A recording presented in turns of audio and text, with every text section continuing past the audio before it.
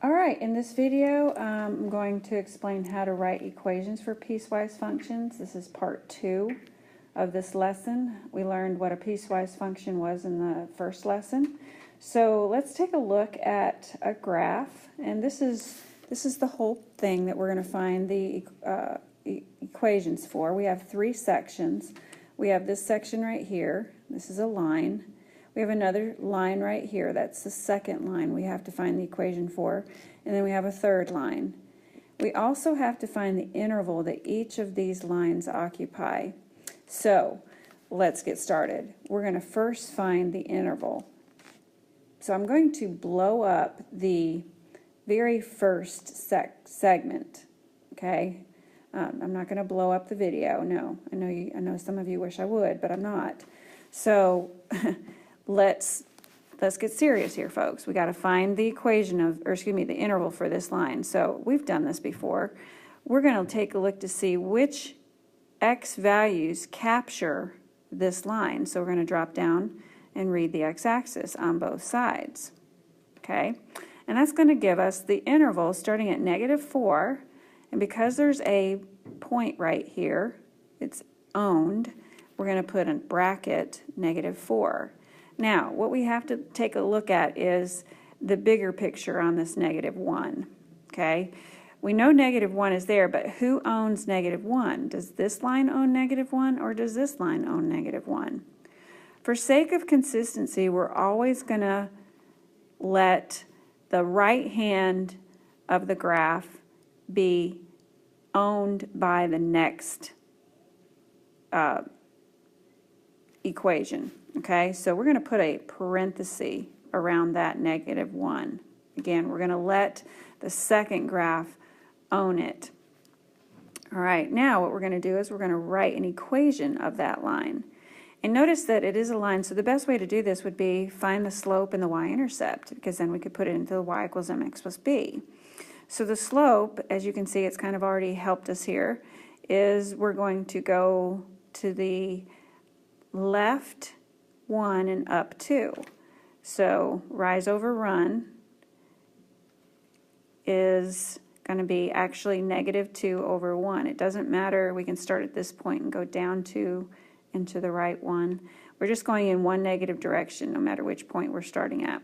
The y-intercept, what we have to do is we kind of have to pull it, continue that slope pattern to see where it would have hit if it had been allowed to continue. And so the y-intercept would have been at -4. So now what we can do is take those two numbers and plug them into this template, and we will have our equation. And we're done with the very first equation. Let's move on to the second one. Wasn't that fun? All right, so again, I'm going to blow that up to see where it is, where that interval is. And you can see that it is starting here at -1. We already know that. And this graph is going to own -1. But it's not going to own this endpoint. All right, so here we go. It's owned by -1 is owned, and then it stops at 4. All right, now let's write the equation of this one. This one will be a lot easier because the graph is actually defined here. So the rise over the run is going to be equal to 1 over 1, and the y-intercept is -1. So we're going to plug those numbers into this template, and we're going to get this equation. Y equals x minus 1. All right, moving on to that third one. And let's take a look at where that interval is. Okay, it starts here at 4, and it's owned by this graph. And then it continues to go, and we don't see an arrow there, but we're gonna pretend like there's an arrow there. All right, let's just put us a little arrow on there. That, okay? And so where this starts is here at 4, and it continues off into the wild blue yonder. It says it ends at wherever that is. Where is that? I guess it says at 9, but we put that arrow on there, so we're going to change that. So the interval is going to be x is greater than or equal to 4. All right. And so then the slope of that line doesn't exist. It's a horizontal line, so it has no rise and all run. So that's going to equal 0. The y-intercept, if we could extend it to the y-axis, it would hit it at 4.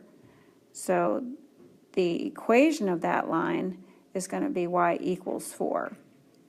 So to put all this together, we're going to now take all those answers and put it into one format. So our first equation was negative 2x minus 4, and the restrictions, or the interval, was negative 4 to negative 1. The second equation was f of x equals x minus 1, and the interval it was on was negative 1 to 4. The third one is y equals 4, just the number 4, when x is greater than or equal to 4. Okay, and here's kind of the template for that. I think it was supposed to be on the previous page, but it popped up on this page.